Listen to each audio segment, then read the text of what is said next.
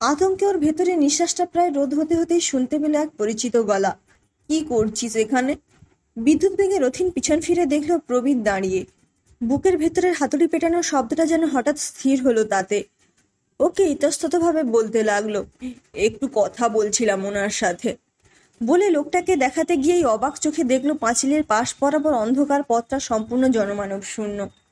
কেউ নেই। গেল কোথায় লোকটা? এই তো এইমাত্র এখানেই ছিল ভেবে একটু অবাক হয়ে রথিন প্রবীরের দিকে ফিরে বলল, ঘরে বসবি চল। চল, অনেক কথা আছে তোর সাথে। রথিন এগিয়ে ঘরে ঢুকে বাল্বটা জ্বালিয়ে প্রবীরকে ডাকতে গিয়েই হঠাৎ লোডশেডিং হয়ে গেল। তারপর পকেট থেকে দেশলাই বাক্স বের করে একটা মোমবাতি জ্বালিয়ে পাশে টুলের ওপর রেখে দুজনে মুখোমুখি বসলো বিছানার ওপর। তারপর প্রবীরকে জিজ্ঞেস করলো, তোকে দুপুরে কতবার কল করেছি, কখন উঠেছিস? অনেক দেরি হয়ে গেছিল রে। কাল রাতে তোর ফোন রেখে বললাম না দরজায় কে ধাক্কাচ্ছে? সত্যি কেউ ধাক্কাচ্ছিল। আমি তো ভেবেছিলাম তোর নেশার ঘোরে। রথিনকে থামিয়ে প্রবীর বলে চলল, সত্যি এসেছিল রে, একটা অপরিচ্ছন্ন ফ্রক পরা বাচ্চা মেয়ে। আমাকে কালকের মেয়েটার কথা জিজ্ঞেস করছিল। আমি প্রথমে মোটেই কোনো সত্যি বলতে চাইনি। বলিনি যে তুই আর আমি মিলে এই বাড়িতে মেয়েটার সাথে কি করেছিলাম। আর তাছাড়া মেয়েটা শ্বাস টানছিল বলেই তো কাল টপকে গিয়েছিল, নইলে। মানে? হ্যাঁ, সিম্পলি টপকে গিয়েছিল রে, ওকে ছাড়তে যাওয়ার আগে। তাই আমি টের পেয়ে ওকে আর বড় রাস্তায় না নিয়ে গিয়ে এ পাড়াতেই সাইডে দিয়েছি। বিশ্বকর্মা পুজোর উত্তাল মাই আর নেশার নাচে এসব কেউ টের পায়নি যখন, তখন অত ছোট একটা মেয়েকে কেন বলতে যাব? কে সেই ছোট্ট মেয়ে? কালকের মেয়েটার বোনটোন নয় তো? আর কাল মেয়েটা মরে গিয়েছিল বলিসনি তো? ওর শ্বাসটান তো এখানেই হচ্ছিল। আমি তা টের পেয়েই তো তোকে মানা করেছিলাম, তা তুই শুনলি তো? রথিনের কথা থামিয়ে প্রতিবাদী মেজাজি স্বরে বলে উঠল প্রবীর, ওহো, নিজের ফুর্তিরা তো হয়েই গিয়েছিল। আমি বকরি আনলাম আর আমি জাগবো না?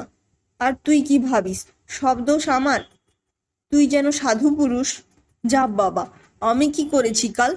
তুই তো নিয়ে এলি ওকে ভুলিয়ে ভালিয়ে, আর তোর ফুর্তির চোটেই তো ও মরে গেল। আত্মপক্ষ সমর্থনে বলতে থাকলো রথিন, ও শালা, তুমি যেন ধোয়া তুলসী পাতা। রোজ স্কুলের বাথরুমে ঝাঁক মারো, সেটা ফুর্তি নয়?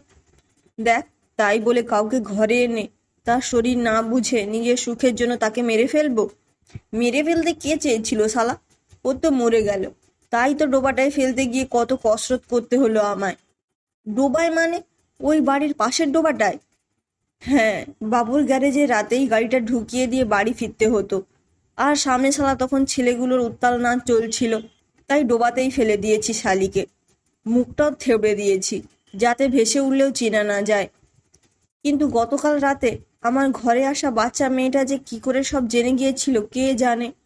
ও নাকি তোর প্রতিবেশী। ও, ওই তো তোর জানলায় দাঁড়িয়েও শুনছে সব কথা। দেখ, বলে জানলার দিকে অঙ্গুলির নির্দেশ করলো প্রবীর। জানলার দিকে চেয়ে তৎক্ষণাৎ এক লাফে 2-3 হাত পেছনে ছিটকে এলো ভয়ার্ত রথিন। জানলায় তখন উঁকি দিচ্ছে বিভৎস চেনা সেই কচি মুখটা। ওর মনে হলো গ্রিলের ফাঁক দিয়ে সেই অবয়বটা যেন গোগ্রাসে গিলতে আসছে ওকে। এমন সময় দরজায় কড়া নাড়ানোর আওয়াজে চমকে উঠল রথিন। আতঙ্কে ঘরের এক কোণে সিটিয়ে বসে রইল সে। তার চোখে তখন টুলের উপর জ্বালিয়ে রাখা মোমবাতির শিখা থেকে ওঠা ধোঁয়াও যেন এক অদ্ভুত ছায়ামূর্তির আকার নিচ্ছে। তোতলানো স্বরে বলতে লাগলো রথিন, প্রবীর, আমাদের অভিশাপ লেগেছে। আমরা আর কেউ বাঁচবো না। সরে আয় তুই ওই জানলার পাশ থেকে, ও তোকে শেষ করে দেবে। তখন কানে এলো লতিফের উদ্বিগ্ন কণ্ঠস্বর, দরজা খোল রথিন, কিরে ঘরে আছিস? বন্ধুর গলা পেয়ে বেশ কিছুটা সাহস আর শক্তি বলপূর্বক সঞ্চয় করে কোনো রকমে হামাগুড়ি দিয়ে এগিয়ে এসে দরজা খুলল রথিন। বাইরে বেরিয়ে এসেই দেহের সমস্ত শক্তি দিয়ে লতিফকে জাপটে ধরে ভয়ে কাঁদতে লাগলো সে। ওর মাথায় বন্ধুসুলভ হাত রেখে লতিফ বলল, জেনেছিস তাহলে খবরটা? কি করে যে কি হয়ে গেল কিছুই বুঝতে পারছি না। আমি তো এই কিছুক্ষণ আগে কাজ থেকে ফেরার পথে ওর বাড়িতে গিয়েছিলাম। বাইরে থেকে দেখি লোকে লোকারণ্য, ভেতরে গিয়ে দেখি ওকে শুইয়ে রেখেছে। সাদা কাপড়টা তুলতেই আমার সারা শরীরটা কেঁপে ওঠে। কি বীভৎসভাবে প্রবীরের সারা মুখটাকে কেউ ক্ষতবিক্ষত করেছে, তা তুই না দেখলে বিশ্বাস করতে পারবি না। কথাটা শুনে চমকে লতিফকে ছেড়ে ছিটকে সরে এলো রথিন। তার কানে লতিফের কথাগুলোকে চাপা দিয়ে ধীরে পৌঁছচ্ছে, তখন দুটো গলার ফিসফিসানো হাসির শব্দ। সারা শরীর অবশ লাগছে তার। ভয়ে কাঁপতে কাঁপতে তখন সে ধীরে মাথাটা ঘুরিয়ে তাকালো তার ঘরের আধভেজানো দরজা পেরিয়ে অন্ধকারাচ্ছন্ন ভেতরের দিকে। সেখানে তখনও খাটের ওপর তার দিকে পেছন করে বসে আছে প্রবীর, আর তার উল্টো দিকে বসে আছে সেই ছোট্ট অবয়বটি। আড়াআড়ি ভাবে প্রবীর মুখটা দরজার দিকে ঘোরাতেই মোমবাতির আধো আলোতে রথিন দেখল প্রবীরের চোখ দুটো বিচ্ছিরিভাবে বেরিয়ে এসেছে স্প্রিংয়ের মতো। সেই মৃত চোখে রয়েছে তার প্রতি বন্ধুসুলভ পৈশাচিক আহ্বান। আর তার আড়ালে দেখা যাচ্ছে সামনে বসা অবয়বটার মাংসল পিণ্ডাদি সহ রক্তে মাখামাখি মুখমণ্ডল। দুজনের এক নাগাড়ে পাশবিক হাসির উচ্ছ্বাসের রোলে কেঁপে কেঁপে নিভে গেল টুলের ওপরের মোমবাতিটা। তারপর সব মুহূর্তে অন্ধকার, স্তব্ধ।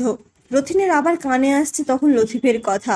জানিস প্রবীরের চোখ দুটো কিভাবে যে উবড়েছিল, উফ, তুই দেখলে সহ্য করতে পারতিস না। সারা শরীরের একটা অংশ তখন অসাড় হয়ে চলেছে রথিনের। আর দাঁড়িয়ে থাকতে পারল না সে, জ্ঞান হারিয়ে লুটিয়ে পড়ল মাটিতে। লতিফ ডাক্তার ডাকলে তিনি রথিনের হার্ট ফেলিওর মৃত্যু হয়েছে বলে জানালেন। বন্ধুর নিথর দেহের পাশে বসে থাকা লতিফের কানে পৌঁছলো তখন কিছু প্রতিবেশী নিচু গলার আলোচনা। অভিশাপ লেগেছে, অভিশাপ। ওই মা বেটির আত্মা আবার জেগে উঠেছে। দেখলে না, আগের হপ্তায় কেমন বুবাইকে মেরে ফেললো। বুবাই মানে সারা মুখে বসন্তের দাগালা ছেলেটা? হ্যাঁ গো, এই পাড়ার বউগুলোর ওপর বড্ড কুনজর ছিল তার। কদিন আগে তো মহিনের বইয়ের সাথে বাড়াবাড়ি করে কথাগুলোকে পেছনে ফেলে ধীর পায়ে উঠে দাঁড়িয়ে বাড়ুজ্যের বাড়ির দিকে তাকিয়ে দেখলো লতিফ। ঘুটঘুটে অন্ধকার সারা গায়ে মেখে 3 মহলা বাড়িটা যেন এক দৈত্যাকৃতি নিয়ে গ্রাস করতে চলেছে এবার তাকে। অচেনা মানুষগুলোর মুখ থেকে শোনা অজানা কাহিনীকে তার চোখের সামনে 2 বন্ধুর অলৌকিক মৃত্যু বিশ্বস্ত সূত্রে গেঁথে দিতে লাগলো তার ভয়ার্ত অন্তরে। ভেতরে একটা অন্ধকারের শিহরণ লতিফকে মনে করিয়ে দিতে লাগলো 3 বন্ধুর সাথে কাটানো রঙিন নিশির জলসার পাপ বেত্তাগুলোকে। একটা প্রাণ বাঁচানোর মরিয়া তাগিদ তাকে ইঙ্গিত দিতে লাগলো নিজের ঘরের পথের। কিন্তু পথটা যে ওই বাড়ি ঘেঁষেই। অতঃপর বন্ধুদের মৃতদেহকে পেছনে ফেলে সাহসী মনে কয়েক পা বাড়াতেই পেছন থেকে ভেসে এলো এক পরিচিত সম্মোহিত ডাক। লতিফ পেছনে ফিরতেই দেখলো রথিন সেই পাঁচিলের ওপর বসে ইশারা দিয়ে ডাকছে তাকে। তার পাশে বসে খিলখিলিয়ে হাসছে একটা ছোট্ট অবয়ব, আর তার পাশে আরো আরো অনেক অবয়ব। ভীষণ তীক্ষ্ণ বন্ধুসুলভ দৃষ্টিতে তারা সবাই চেয়ে আছে ওর দিকে।